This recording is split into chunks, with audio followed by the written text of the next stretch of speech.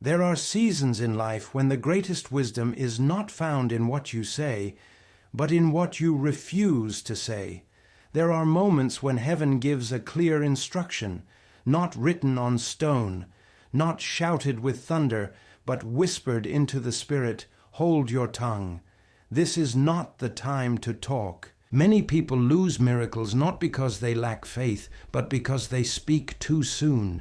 They announce what God told them in secret to people who cannot understand it.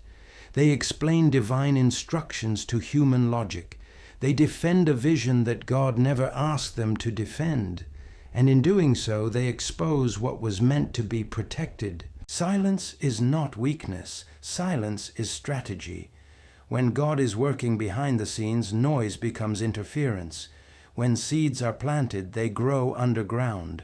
No farmer digs up the soil every day to prove something is happening.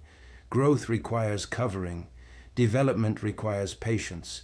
Destiny requires discretion. You don't need to explain yourself to everyone. Not every question deserves an answer. Not every criticism requires a response. Some battles are won by staying quiet and letting God speak for you. When you talk too much, you step out of alignment. When you argue, you reveal insecurity. When you explain, you sometimes confess doubt without realizing it. There are people listening, not to support you, but to sabotage what God is forming.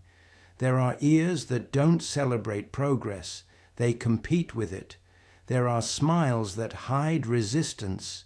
This is why wisdom says, guard your words, protect your future, keep sacred things sacred. The loudest breakthroughs are often preceded by the quietest seasons.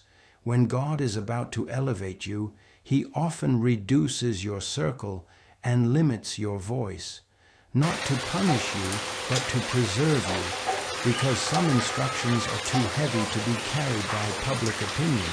When pressure rises, the temptation is to talk, to vent, to complain, to explain. But this is where discipline is required.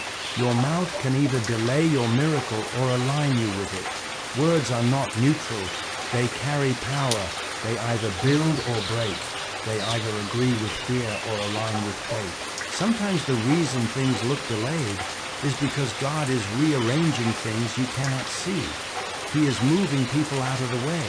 He is closing doors that look good but are wrong. He is protecting you from outcomes you prayed to avoid but didn't know how to name. In such moments, silence becomes trust. You don't have to announce every move. You don't have to post every process. You don't have to defend every decision.